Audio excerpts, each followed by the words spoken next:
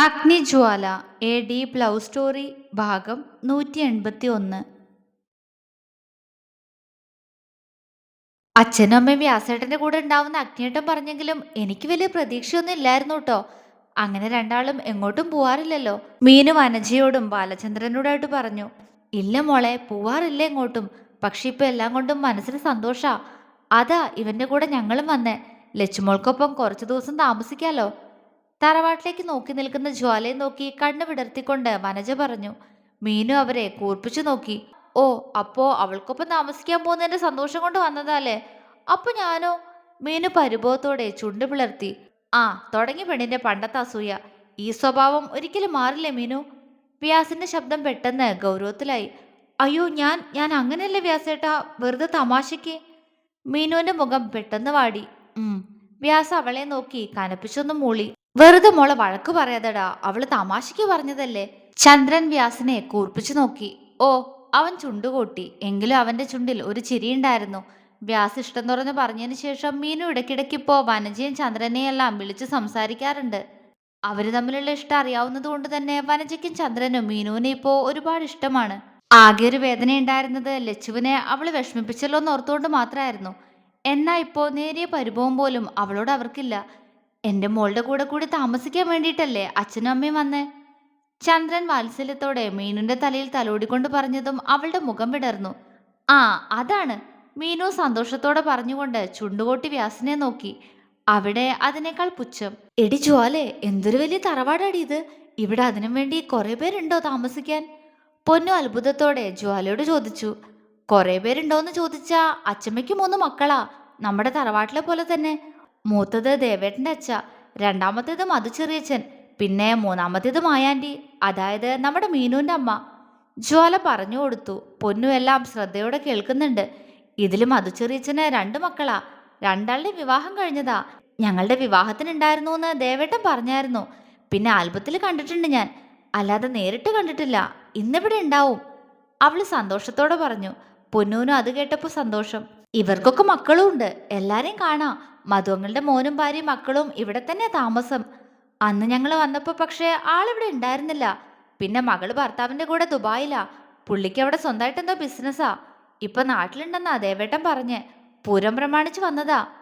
അവള് പൊന്നുവിന്റെ കയ്യിൽ പിടിച്ചുകൊണ്ട് എല്ലാ കാര്യങ്ങളും അവൾക്ക് പറഞ്ഞു കൊടുത്തു. പൊന്നു കൗതുകത്തോടെ എല്ലാം കേൾക്കുന്നുണ്ട്. ഓ, അപ്പോ നമ്മുടെ തറവാട്ടിലുള്ളതിനേക്കാൾ വലിയ കുടുംബം തന്നെയാണ് അല്ലേടി? പൊന്നു ചോദിച്ചു. അതെ. അല്ല, എന്താ ആരെയും കാണാത്തെ? വണ്ടി വന്നത് അറിഞ്ഞില്ലേ ആവോ? ജ്വാല ആലോചനയോട് ചോദിച്ചു.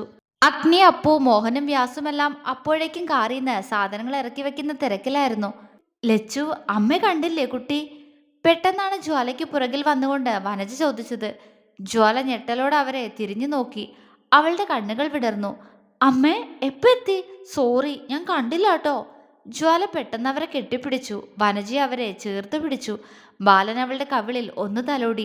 അല്ലേട്ടാ, ഈ വാതില് മലർക്ക തുറന്നിട്ട് ഇവിടുത്തെ ഓൾഡ് പീപ്പിൾസ് എല്ലാം എവിടെ പോയി? ഒന്നിനെയും കാണാനില്ലല്ലോ. വന്നിട്ട് ഇത്രയും നേരമായിട്ടും ആരെയും പുറത്തേക്ക് കാണാതായതും അപ്പു സംശയത്തോടെ ചോദിച്ചു. ആ, വരുമായിരിക്കും, അഗ്നി പറഞ്ഞു. ആഹാ, അങ്ങനെ വിട്ടാ പറ്റില്ലല്ലോ. നമ്മൾ വന്നതൊന്ന് അറിയിച്ചിട്ട് തന്നെ കാര്യം. അതും പറഞ്ഞ് അപ്പു പെട്ടെന്ന് കാറിന്റെ ഹോൺ നീട്ടിയടിച്ചു. ഡാ, മതി, നിർത്ത്. ചിത്തു അപ്പുവിന്റെ കയ്യിൽ ഒരടി കൊടുത്തു. അപ്പു അവരെ കൂർപ്പിച്ചു നോക്കിക്കൊണ്ട് അവരിന്ന് നോട്ടം മാറ്റി. ആ, ദേ വരുന്നുണ്ട്, അഗ്നി മുന്നോട്ട് നോക്കിക്കൊണ്ട് പറഞ്ഞു. എല്ലാവരുടെയും നോട്ടം തറവാട്ടിലേക്ക് പോയി. അവിടെ തുറന്നു കിടക്കുന്ന വാതിലിലൂടെ അല്പം കൂനിക്കൊണ്ട് നടന്നു വരുന്ന വസുന്ധരയെ കണ്ട് ജ്വാലയുടെ കണ്ണുകൾ സന്തോഷം കൊണ്ട് നിറഞ്ഞു. അവർക്ക് പിറകെ തന്നെ ബാക്കിയുള്ളവരും വരുന്നുണ്ട്. എന്റെ ഈശ്വരന്മാരെ, എന്റെ കുട്ടികൾ എത്തിയോ? വസുന്ധര ഉമ്മറത്തെ ഏറ്റവും താഴെ വരെയുള്ള പടിവരെ എങ്ങനെയൊക്കെയോ ഇറങ്ങി വന്നു. വായേട്ടാ, ഇത്രയും നേരം ഞങ്ങൾ നിങ്ങളെ കാത്തിരിക്കുകയായിരുന്നു. ഇപ്പോഴെല്ലാരും ചേർന്ന് അടുക്കളയിലേക്ക് പോയേ. മധു മുറ്റത്തേക്ക് ഇറങ്ങി വന്ന് മോഹനെ പുണർന്നുകൊണ്ട് പറഞ്ഞു. മോഹനും അയാളെ ചേർത്ത് പിടിച്ചു. ജ്വാലയുടെ നോട്ടം പക്ഷേ വസുന്ധരയിൽ തന്നെയായിരുന്നു. അവരും അവളെ നോക്കി. ഇങ്ങോട്ട് വാ എൻ്റെ കുട്ടിയെ, എത്ര നാളായി എൻ്റെ മോൾ അച്ഛമ്മയൊന്ന് കണ്ടിട്ട്. വസുന്ധര ജ്വാലയ്ക്ക് നേരെ ഇരു കൈകളും വിടർത്തി പിടിച്ചു. അതിനായി കാത്തു നിന്നതുപോലെ ജ്വാല ഓടിപ്പോയി അവരുടെ മാറിലേക്ക് ചാഞ്ഞു. അഗ്നി അവളെ തന്നെ ഉറ്റുനോക്കി. അച്ഛമ്മേ, അവരെ കെട്ടിപ്പിടിച്ച് തേങ്ങിക്കൊണ്ട് അവള് വിളിച്ചു. വസുന്ധര അവളുടെ തലമുടിയിൽ വാത്സല്യത്തോടെ തഴുകി. മോഹൻ തലേന്ന് തറവാട്ടിലേക്ക് വിളിച്ച് ഇന്ന് എല്ലാവരും കൂടി ഇങ്ങോട്ട് വരുന്നുണ്ടെന്ന് അറിയിച്ചിരുന്നു. ഇത്ര നേരത്തെ വരുന്നതിൽ സന്തോഷം തോന്നിയെങ്കിലും അതിനു പിന്നിൽ മറ്റെന്തോ കാരണമുണ്ടെന്ന് തോന്നിയതുകൊണ്ട് തന്നെ വസുന്ധര അയാളോട് കാര്യം അന്വേഷിച്ചു. സീതയ്ക്കുണ്ടായ ദുരന്തം അവരോട് പറഞ്ഞില്ലെങ്കിലും അവരുടെ എല്ലാം മരണത്തിന് പിന്നിൽ രാജനാണെന്നും അത് ജ്വാല അറിഞ്ഞുവെന്നും അവളാകെ തളർന്നുപോയി എന്നും മോഹൻ അവരോട് പറഞ്ഞു. കേട്ടപ്പോൾ വസുന്ധരയും ആകെ വല്ലാതായി. ഉടൻ തന്നെ മോളെയും കൂട്ടി വായെന്ന് പറയുമ്പോൾ ആ വൃദ്ധയുടെയും കണ്ണുകൾ നിറഞ്ഞിരുന്നു. എന്തിനാ അച്ഛമ്മയുടെ കുട്ടി കരയുന്നേ? നോക്കിയേ, സന്തോഷമായിട്ട് ഇരിക്കണം കേട്ടോ. അതിനു വേണ്ടിയിട്ടല്ലേ ഇപ്പൊ ഇങ്ങോട്ട് വന്നേ? അവരവളുടെ മുഖം പിടിച്ചുയർത്തിക്കൊണ്ട് ജ്വാലയുടെ കണ്ണുകൾ തുടച്ചു കൊടുത്തു. ഉം അവള് തേങ്ങലോടെ മൂളി. കരയില്ലേ കുട്ടി? വാത്സല്യത്തോടെ പറഞ്ഞുകൊണ്ട് അവർ ജ്വാലയുടെ നെറ്റിയിൽ അമർത്തി ചുംബിച്ചു. കണ്ണുകൾ നിറഞ്ഞെങ്കിലും അവൾ പുഞ്ചിരിയോടെ ആ ചുംബനം സ്വീകരിച്ചു. എന്നാൽ അവളുടെ നിറഞ്ഞ കണ്ണുകൾ കണ്ട് ഒരുവൻ അവളെ തന്നെ ഉറ്റുനോക്കി അസ്വസ്ഥതയോടെ അപ്പോഴും അവിടെ നിൽക്കുന്നുണ്ടായിരുന്നു. ആ കണ്ണീര് കാണാൻ മാത്രം തനിക്ക് ഇഷ്ടമല്ല എന്ന് അഗ്നി വല്ലായ്മയോട് ഓർത്തു. മായ വന്ന് ജ്വാലയുടെ കയ്യിൽ പിടിച്ചു. അവള് കണ്ണു തുടച്ചുകൊണ്ട് അവരെ നോക്കി പുഞ്ചിരിച്ചു. യാത്രയ്ക്ക് സുഖായിരുന്നോ മോളെ? അതെ ആന്റി, ചിരിയോടെ തന്നെ അവള് മറുപടി പറഞ്ഞു. എന്നാ എല്ലാരും അകത്തേക്ക് വരൂ, അകത്തേക്ക് കയറിയിട്ടാവാ ഇനി സംസാരമൊക്കെ. മധുവിന്റെ ഭാര്യ രേഖ പറഞ്ഞു. ജ്വാല അഗ്നിയൊന്നു നോക്കി. അവൻ അവളെ നോക്കി കണ്ണു ചിമ്മി ചിരിച്ചതും അവള് പതിയെ അകത്തേക്ക് നടന്നു. മായയും സുരേഷും മീനുവിനെ ഒന്ന് ഇടം കണ്ടിട്ട് നോക്കി. വന്നിട്ട് ഇത്രയും നേരമായിട്ടും അവളെ മൈൻഡ് ചെയ്യാത്തതിലുള്ള പരിഭവം അവളിൽ കാണാനുണ്ട്. ഇരുവർക്കും അത് മനസ്സിലായെങ്കിലും ശ്രദ്ധിക്കാതെ മായ വേഗം ചിത്തുവിന്റെ വനജയുടെ അടുത്തേക്ക് വന്ന് ഇരുവരുടെയും കയ്യിൽ പിടിച്ചു. വായട്ടെത്തി, എന്താ ഇവിടെ തന്നെ നിന്ന് കളഞ്ഞേ? മായ ചിത്തുവിനോട് ചോദിച്ചു. ആ വരിക മായേ. ആ പിന്നെ മായേ, ഇത് വനജ, വ്യാസിന്റെ അമ്മയാ. ഇത് ചന്ദ്രേട്ടൻ, വ്യാസിന്റെ അച്ഛൻ. ചിത്തു പെട്ടെന്ന് തന്നെ വനജയും ചന്ദ്രനെയും പരിചയപ്പെടുത്തി കൊടുത്തു. ആ എനിക്കറിയാട്ടെത്തി, കണ്ണന്റെ കല്യാണത്തിന് കണ്ടിട്ടുണ്ട് ഞാൻ. മായ സൗഹൃദത്തോടെ വനജയെ നോക്കി പറഞ്ഞു. വനജ അവരെ നോക്കി ഹൃദ്യമായി പുഞ്ചിരിച്ചു. മോഹനും അപ്പു അഗ്നിയും വ്യാസും അകത്തേക്ക് നടന്നു. പിറകെ തന്നെ ചിത്തുവും വനജയും ചന്ദ്രനും. അല്ല, കുട്ടിയെന്താ ഇവിടെ തന്നെ നിന്ന് കളഞ്ഞ്? അകത്തേക്ക് വരൂ. മുറ്റത്ത് തന്നെ നിൽക്കുന്ന പൊന്നുവിനോട് രേഖ പറഞ്ഞു. അത് ബാഗൊക്കെ അവള് ചോദിച്ചു. അതൊക്കെ എടുത്തു വെക്കാൻ ഇവിടെ വേറെ ആളുകളുണ്ട് കുട്ടി, കുട്ടി അകത്തേക്ക് വരൂ, വസുന്ധര പറഞ്ഞു. പൊന്നു തലയാട്ടിക്കൊണ്ട് വേഗം ഉമ്മറത്തേക്ക് കയറി.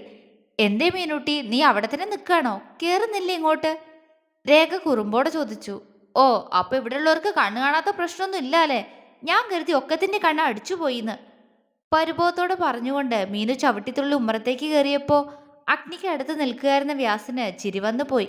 മീനു മായയുടെ സുരേഷിന്റെ മുന്നിൽ ചെന്ന് നിന്ന് അവരെ തറപ്പിച്ചൊന്ന് നോക്കി. എന്താ? സുരേഷ് ചോദിച്ചു. കുന്തം, ദേ അച്ഛനമ്മയാണെന്നൊന്നും ഞാൻ നോക്കില്ല കേട്ടോ. വല്ല വൃദ്ധസദനത്തിൽ കൊണ്ടുപോയി ആക്കും ഞാൻ. ഇത്രയും നേരമായിട്ടും എന്നെ ഒന്നും മൈൻഡ് ചെയ്തില്ലല്ലോ രണ്ടാളും. മീനു പരിഭവത്തോടെ ചോദിച്ചു. മായ സുരേഷും ചിരിയോടെ അവളെ നോക്കി. അതിന് നിനക്ക് ഞങ്ങളെയൊക്കെ അറിയോ? എന്ന് പോയതാ നീ, എന്നിട്ട് ഇതുവരെ ഒന്ന് തിരിഞ്ഞു നോക്കി ഇങ്ങോട്ട്. അപ്പൊ ഇത്രയൊക്കെ മൈൻഡ് ചെയ്യൂ. മായ ചുണ്ടുകൊട്ടി. കുറച്ചു ദിവസം ആയതല്ലേ ഉള്ളൂ പോയിട്ട്. അവള് ചുണ്ടു പിളർത്തി. സുരേഷ് വേഗം അവൾക്കടുത്തേക്ക് വന്ന് അവളെ ചേർത്ത് പിടിച്ചു. എന്റെ മീനൂട്ടി, അച്ഛനമ്മയും നിന്നെ ദേഷ്യപിടിപ്പിക്കാൻ വേണ്ടി വെറുതെ കാണിച്ചതല്ലേ, അല്ലാതെ ഞങ്ങൾ നിന്നെ മൈൻഡ് ചെയ്യാതിരിക്കോ? നീ ഞങ്ങളുടെ മോളല്ലേ? സുരേഷ് അവളെ കൊഞ്ചിച്ചു. പെണ്ണിന്റെ മുഖം ഒന്ന് തെളിഞ്ഞിട്ടുണ്ട്. എന്നാലും മായയെ അവൾ പുച്ഛത്തോടെ നോക്കുകയും ചെയ്യുന്നുണ്ട്. അച്ഛന് മാത്രം എന്നോട് സ്നേഹമുള്ളൂ, നിങ്ങളുടെ ഭാര്യയ്ക്ക് എന്നോട് ഒരിത്തിരി സ്നേഹം പോലും ഇല്ല. മീനു കെറിവിച്ചു. അതേടി, സ്നേഹമല്ല. ഒന്ന് പോയ പെണ്ണെ, മക്കളിരിക്കെ, ആ പെണ്ണിന് വട്ടാ. മീനുവിനെ നോക്കി ചുണ്ടുകൂട്ടിക്കൊണ്ട് മായ എല്ലാവരോടും ചേർലിരിക്കാൻ പറഞ്ഞു. അഗ്നി അപ്പവും വ്യാസും നേരെ അരത്തിണ്ണയിലാണ് ഇരുന്നത്. പൊന്നു ജ്വാലയുടെ അടുത്ത് നിൽക്കുകയാണ്. ഇതുപോലെ പരിചയമില്ലാത്തിടത്ത് വന്നതിന്റെ ചെറിയൊരു അസ്വസ്ഥത അവൾക്കുണ്ട്. അത് മനസ്സിലായതുപോലെ അപ്പു ഇടയ്ക്കിടയ്ക്ക് പൊന്നൂനെ നോക്കുന്നുണ്ട്. മധുവിന്റെ മൂത്ത മകൻ മാനവും ഭാര്യ ശ്രീജയുമെല്ലാം ജ്വാലയോട് സംസാരിക്കുന്നുണ്ട്. അവരാദ്യമായി കാണുന്നത് കൊണ്ട് തന്നെ ജ്വാല വെറുതെ പുഞ്ചിരിക്കുന്നതേ ഉള്ളൂ. ഇതെന്താ അഗ്നിയേട്ടാ, നിങ്ങളുടെ ഭാര്യ സംസാരിക്കില്ലേ? ശ്രീജ കളിയോടെ ചോദിച്ചു. അഗ്നി അവളെ കൂർപ്പിച്ചു നോക്കി. പിന്നെ സംസാരിക്കാതെ? നിന്നേക്ക് അവൾ ആദ്യമായിട്ട് കാണുകയല്ലേ, അതിന്റെ പരിചയക്കുറവാ. പോകെ പോകെ ശരിയായിക്കോളും. ശ്രീജ കളിയോടെ പറഞ്ഞതാണെങ്കിലും അത് ഇഷ്ടപ്പെടാതെ അഗ്നി ഗൗരവത്തിൽ പറഞ്ഞു. ജ്വാല അവനെ ഒന്ന് നോക്കി. തമാശയ്ക്കാണെങ്കിൽ പോലും തന്നെ ആരും ഒന്നും പറയുന്നത് അഗ്നിക്ക് ഇഷ്ടമല്ല എന്ന് ജ്വാലയ്ക്കും അറിയാവുന്നതാണ്. അവൾ ചിരിയോടെ അവനെ നോക്കി കണ്ണു ചിമ്മി കാണിച്ചു. അയ്യോ, ഞാൻ വെറുതെ പറഞ്ഞത് അഗ്നിയേട്ടാ, അതിനിങ്ങനെ കലിപ്പാവണ്ടാന്നേ. ശ്രീജ പെട്ടെന്ന് പറഞ്ഞു. അങ്ങനത്തെ വെറുതെയുള്ള പറച്ചിലൊന്നും എൻ്റെ ഏട്ടത്തെക്കുറിച്ച് വേണ്ടാട്ടോ. നിനക്കറിയാത്തതുകൊണ്ടാ ഇവളെ. ആ, ഇനി കുറച്ചുനാള് ഞങ്ങൾ ഇവിടെ തന്നെ കാണുമല്ലോ, അപ്പൊ മനസ്സിലായിക്കോളും ഇവറ്റോളുടെ എല്ലാത്തിന്റെ സ്വഭാവം. അപ്പു ആണ് അത് പറഞ്ഞത്. ജ്വാല അപ്പുവിനെ കൂർപ്പിച്ചു നോക്കി. ഈ അപ്പു വിളിച്ചതേ ഉള്ളൂ. കുട്ടികളൊക്കെ എവിടെ? ആരെയും കണ്ടില്ലല്ലോ. മോഹൻ മാനവനോടും മധുവിന്റെ മരുമകൻ ഋഷിയോടും ചോദിച്ചു. എന്റെ മോൻ ഉറങ്ങാ വല്ലിച്ച. മാനസിയുടെ മോൾ അവൾക്കൊപ്പം ഇപ്പൊ കിച്ചണിലേക്ക് ഓടിയിരുന്നു. ഇപ്പൊ വരും. എന്റെ ചെക്കൻ ഇത്രയും നേരം ഇവിടെ കളിയായിരുന്നു. ഒരുവിധ ശ്രീജ അവനെ കൊണ്ടുപോയി ഉറക്കിയേ. മാനവെന്ന മനു പറഞ്ഞു. ആഹാ, ചെറുക്കൻ ഇപ്പൊ തന്നെ ഉറക്കായോ? ജ്വാല പിള്ളേരെ കാണാന്നും പറഞ്ഞ ആവേശത്തിലായിരുന്നു. അഗ്നി പറഞ്ഞു. ആണോ? അവൻ കുറച്ചു കഴിയുമ്പേക്ക് എഴുന്നേക്കും എടുത്തി. അപ്പൊ കാണാ, വികൃതിയാ. മനു ജ്വാലയോട് സ്നേഹത്തോടെ പറഞ്ഞു. ജ്വാലയ്ക്കാണെങ്കിൽ അവന്റെ ഏട്ടത്തി എന്ന വിളി കേട്ടതും ആകെ ജാളിത തോന്നി. അഗ്നിയേക്കാൾ ചെറുതാണ് മനു, പക്ഷെ അപ്പുവിനേക്കാൾ മൂത്തതുമാണ്. അവള് വല്ലായ്മയോടെ അവനെ നോക്കി തലയാട്ടി. അഗ്നിക്ക് അവളുടെ മുഖം കണ്ടപ്പോൾ തന്നെ കാര്യം പിടികിട്ടിയിരുന്നു. എടാ മനു, നീ എന്റെ ഭാര്യ ഏട്ടത്തിന്നൊന്നും വിളിക്കണ്ട. അവള് കുഞ്ഞാ, പേര് വിളിച്ചോ. അഗ്നി ജ്വാലയൊന്ന് നോക്കിക്കൊണ്ട് മനുവിനോട് പറഞ്ഞു. ജ്വാലയും മനുവിനെ നോക്കി അതേന്ന് ആവേശത്തോടെ തലയാട്ടി.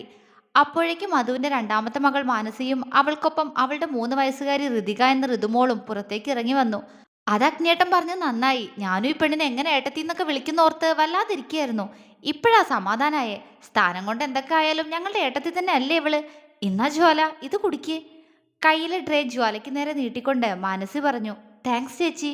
അവൾ അതിന്ന് ഒരു ജ്യൂസ് നിറച്ച ഗ്ലാസ് എടുത്തുകൊണ്ട് മാനസിയോട് പറഞ്ഞു. മാനസി ചിരിച്ചതേയുള്ളൂ. മാനസിയുടെ ടോപ്പിൽ കൈ ചുരുട്ടി പിടിച്ച് നാണത്തോടെ എല്ലാവരെയും നോക്കുന്ന ഋതുവിനെ കണ്ട് ജ്വാലയ്ക്ക് ചിരി വന്നു. ഹലോ, ആരാപ്പത് ഒളിച്ചു നിൽക്കുന്നേ? ഇങ്ങോട്ട് വന്നേ, നോക്കട്ടെ. ജ്വാല ഋതുവിനെ നോക്കി വിളിച്ചു. അവള് മാനസിയുടെ ഡ്രസ്സിന് മറവിന്ന് ജ്വാലയെ ഒന്ന് പാളി നോക്കി. ജ്വാല അവളെ നോക്കി ചിരിച്ചതും പെണ്ണ് വീണ്ടും മറഞ്ഞു നിന്നു. അത് കണ്ട് എല്ലാവരും ചിരിച്ചുപോയി. വലിയ നാണക്കാരിയാ, മിണ്ടിക്കിട്ടാൻ കുറച്ച് പാടാ. പക്ഷെ സംസാരിച്ചു തുടങ്ങിയാ പിന്നെ വായാടിയാ. ഋഷി ജ്വാലയ്ക്ക് പറഞ്ഞു കൊടുത്തു. അവള് ചിരിയോടെ തലയാട്ടി ആ കുഞ്ഞു സുന്ദരിയെ വീണ്ടും നോക്കി. ഋതു ചെല്ല്, മോളുടെ വല്യമ്മയാ. മാനസി പറഞ്ഞു. അവള് പോവില്ലാന്ന് ചിരിയോടെ തലയാട്ടിക്കൊണ്ട് വീണ്ടും മാനസിയുടെ പുറകിലേക്ക് മറഞ്ഞു നിന്നു. അമ്മേ, ആ കവറിൽ നിന്ന് അതിങ്ങോട്ട് എടുത്തേ. അഗ്നി ചിത്തുവിന്റെ കയ്യിലുള്ള കവർ ചൂണ്ടിക്കൊണ്ട് പറഞ്ഞു. ചിത്തു ആ കവർ തുറന്ന് കുട്ടികൾക്ക് വാങ്ങിയ ബിസ്ക്കറ്റ് പാക്കറ്റ് എടുത്ത് അഗ്നിയുടെ കയ്യിലേക്ക് കൊടുത്തു. ഋതു അഗ്നിയെ കണ്ണുവിടർത്തി നോക്കി. ഇത് വേണ്ടല്ലോ അല്ലേ? വേറെയും ചോക്ലേറ്റ്സ് ഉണ്ട് കേട്ടോ. ആ, നിനക്ക് വേണ്ടല്ലോ കുഞ്ഞാ, ഇത് നീ എടുത്തോ, അവൾക്ക് കൊടുക്കണ്ട. അഗ്നി ആ പാക്കറ്റ് ജ്വാലയ്ക്ക് നേരെ നീട്ടി. അവള് വേഗം വന്ന് അഗ്നിയുടെ കയ്യിൽ നിന്ന് അത് വാങ്ങി ഋതുവിനെ നോക്കി. ഇത് വേണോ? വേണമെങ്കിൽ എൻ്റെ അടുത്തേക്ക് വാ. ജ്വാല കുറുമ്പോടെ പറഞ്ഞു. ഋതു മാനസിയെ നോക്കി. ചെല്ല്. അവള് പറഞ്ഞതും ഋതു വേഗം ജ്വാലയ്ക്കടുത്തേക്ക് വന്നു. ജ്വാല അവളുടെ കയ്യിലെ ഗ്ലാസ് തിണ്ണയിലേക്ക് വെച്ച് ഋതുവിന് ബിസ്ക്കറ്റ് കൊടുത്തു. താങ്കു. കുഞ്ഞിപ്പെണ്ണ് കൊഞ്ചലോടെ പറഞ്ഞു. ജ്വാല പെട്ടെന്ന് അവളെ വാരിയെടുത്ത് അവളുടെ കവിളിൽ ഉമ്മ വെച്ചു. അവള് നാണത്തോടെ ജ്വാലയെ നോക്കി കുണുങ്ങിച്ചിരിച്ചു. ആഹാ, എന്താ നാണം? എന്താ മോളുടെ പേര്? ജ്വാല അവളുമായി അഗ്നിക്കടുത്തേക്ക് ഇരുന്നോണ്ട് ചോദിച്ചു. ഇതിക. അവള് കൊഞ്ചിക്കൊണ്ട് പറഞ്ഞു. എല്ലാവരും ചിരിച്ചുപോയി.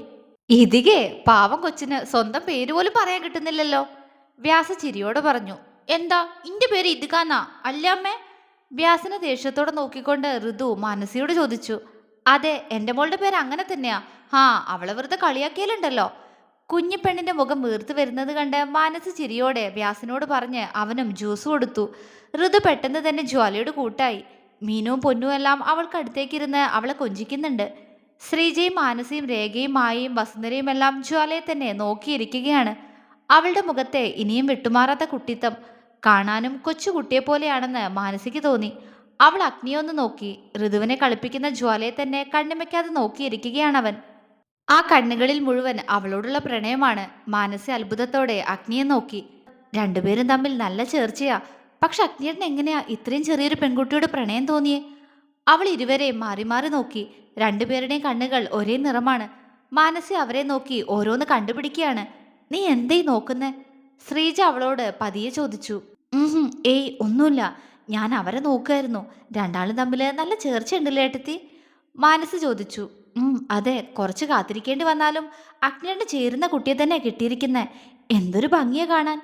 ശ്രീജയും അത് സമ്മതിച്ചു കൊടുത്തു. പതിയെ എല്ലാവരും ഓരോ സംസാരത്തിലേക്ക് കടന്നു. അതിനിടയിലാണ് വസുന്ധര പൊന്നുവിനെ കൂടുതൽ ശ്രദ്ധിക്കുന്നത്. ജ്വാലയെപ്പോലെ കുറച്ച് കുറുമ്പൊക്കെയുള്ള കൂട്ടത്തിലാണെന്ന് ഋതുവിനോടുള്ള അവളുടെ സംസാരം കണ്ടപ്പോൾ തന്നെ വസുന്ധരയ്ക്ക് തോന്നി. അവളെ തന്നെ ഉറ്റുനോക്കി. മോഹൻ അമ്മയോടെന്തോ പറയാൻ വേണ്ടി നോക്കുമ്പോഴാണ് അവരുടെ നോട്ടം പൊന്നൂലാണെന്ന് കാണുന്നത്. മോഹൻ ചിത്തുവിന്റെ തോളിലൊന്ന് തട്ടി. അവരെന്തായെന്ന പോലെ അയാളെ നോക്കി. മോഹൻ കണ്ണുകൾ കൊണ്ട് വസുന്ധരയെ കാണിച്ചു കൊടുത്തു. ചിത്തു അപ്പോഴാണ് അവരുടെ നോട്ടം കണ്ടത്. അല്ല, അമ്മെന്താ പൊന്നൂന് ഇങ്ങനെ നോക്കുന്നേ? ചിത്തു ചോദിച്ചു. എല്ലാവരുടെയും നോട്ടം ചിത്തുവിലേക്ക് പോയി. ഋതുവിനെ കളിപ്പിക്കുകയായിരുന്ന പൊന്നു മുഖമുയർത്തി. ഏയ് ഒന്നുമില്ല ചിത്തു, ഞാൻ ഈ കുട്ടിയെ നോക്കുകയായിരുന്നു. കണ്ണന്റെ കല്യാണത്തിന് ഞാൻ കണ്ടിട്ടുണ്ടെന്ന് തോന്നണൂല്ലേ ഈ കുട്ടിയെ? വസുന്ധര സംശയത്തോടെ ചോദിച്ചു. ചിത്തു ചിരിയോടെ തലയാട്ടി. അച്ചമ്മേ, ഇതെന്റെ പൊന്നു, ഞാൻ എപ്പോഴും പറയാറില്ലേ. ജ്വാല വേഗം പറഞ്ഞു കൊടുത്തു. വസുന്ധരയുടെ മുഖമൊന്ന് തെളിഞ്ഞു. ആ, വെറുതെ അല്ല, എനിക്ക് തോന്നിയിട്ടോ മോളെ. ജ്വാല എപ്പോഴും വിളിക്കുമ്പോൾ പറയാറുണ്ട് കുട്ടിയെക്കുറിച്ച്. ജ്വാലമോളുടെ അമ്മായിയുടെ മോളാണല്ലേ? വസുന്ധര സ്നേഹത്തോടെ ചോദിച്ചു. അതെ അച്ചമ്മേ, പൊന്നും പുഞ്ചിരിയോടെ പറഞ്ഞു. ഇനിയിപ്പോ ആ ഒരു ബന്ധം മാത്രമല്ല അമ്മേ, കൂടുതൽ അടുത്ത ബന്ധം ആവാൻ പോവാ നമ്മളൊക്കെ. ചിത്തു പറഞ്ഞു. പൊന്നു അപ്പൂനെന്ന് നോക്കി. അപ്പു അവളെ നോക്കി ഇരിക്കുകയാണ്. അവള് പെട്ടെന്ന് അവനീന്ന് നോട്ടം മാറ്റി കളഞ്ഞു. മനസ്സിലായില്ല ഏട്ടത്തി? മധു പറഞ്ഞു. എടാ മധു, നമ്മുടെ അപ്പൂന്റെ കുട്ടിയാ അത്. അവര് തമ്മിൽ ഇഷ്ടത്തിലാ. വിവാഹം എത്രയും പെട്ടെന്ന് നടത്തണമെന്നാ ഞങ്ങൾക്ക്. മോളെ, ഞങ്ങൾക്ക് അത്ര ഇഷ്ടായി. മോഹൻ എല്ലാവരോടായിട്ട് പറഞ്ഞു കൊടുത്തു. എല്ലാവരുടെയും മുഖം തെളിഞ്ഞിട്ടുണ്ട്. ആഹാ, ഇതൊക്കെ എപ്പോ? അറിഞ്ഞില്ലല്ലോ ഒന്നും. ഇങ്ങോട്ട് വാ മോളെ. വസുന്ധര പൊന്നുവിനെ അടുത്തേക്ക് വിളിച്ചു. അവൾ അപ്പൂനെ നോക്കി. ചെല്ല്, അവനും പറഞ്ഞു. അവള് തലയാട്ടിക്കൊണ്ട് അവർക്കടുത്തേക്ക് ചെന്ന് നിന്നു. വസുന്ധര ചേറിന്ന് എഴുന്നേറ്റുകൊണ്ട് പൊന്നുവിന്റെ നെറ്റിയിൽ പതിയെ ചുണ്ടമർത്തി. പൊന്നുവിന്റെ കണ്ണുകൾ എന്തിനോ നിറഞ്ഞു. അച്ചമ്മയ്ക്ക് ഇഷ്ടായിട്ടോ?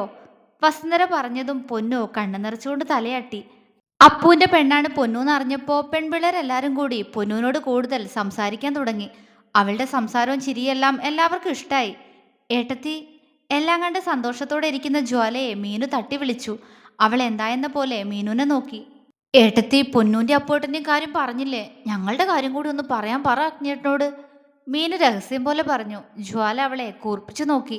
ഇപ്പൊ ഇങ്ങോട്ട് വന്നതല്ലേ ഉള്ളൂ എന്റെ മീനു, പതിയെ പറഞ്ഞോളും. ഇപ്പൊ പറയാൻ പറ പ്ലീസ്.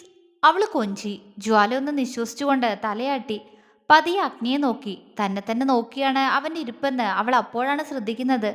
ആ നോട്ടം കണ്ട് ജ്വാലയുടെ കണ്ണുകളൊന്ന് പിടച്ചു. അവന്റെ കണ്ണുകളിൽ തെളിയുന്ന ഭാവത്തിൽ മറ്റെന്തോ അർത്ഥം ഉള്ളതുപോലെ. ജ്വാല പെട്ടെന്ന് അവനീന്ന് നോട്ടം മാറ്റി. അത് കണ്ട് അഗ്നി കള്ളച്ചിരിയോടെ അവളെ നോക്കിയിരുന്നു. പിന്നെ പിന്നെ പറയാം മീനു. ജ്വാലയുടെ ശബ്ദം പതറി. മീനുവിന്റെ കവിള് വീർത്തു.